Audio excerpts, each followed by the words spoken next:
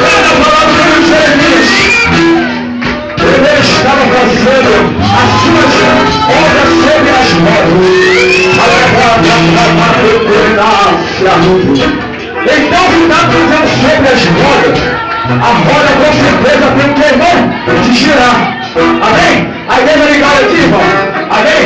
Deixa ela aqui o manto ali da forte. Amém? O manto ali da forte. Amém? Deixa aqui no profeta, o homem de Deus. Amém? Em nome de Jesus Cristo. Amém? Eu creio, irmão.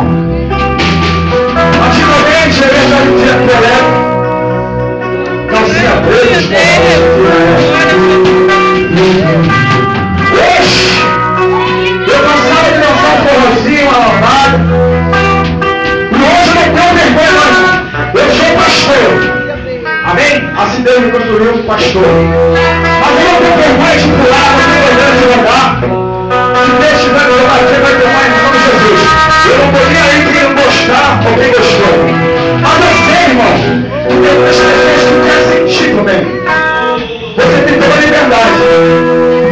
Mas em nome de Jesus Cristo, eu vou convidar toda a igreja, irmão, a profética. Amém? Eu vou te convidar para você dar um giro. Amém? Primeiro, o meu Deus vai tocar em você. No primeiro giro. No segundo giro, o meu Deus vai entrar lá dentro do teu lado para resolver o teu problema que você tem que girar. No terceiro giro, a luz só vai expulsar de Deus. Tu vai chegar para lá. Amém? Ato profético. Amém? Quando nós chegamos, eu não tenho vergonha de escolher essa calcinha. Nós chegamos no mundo.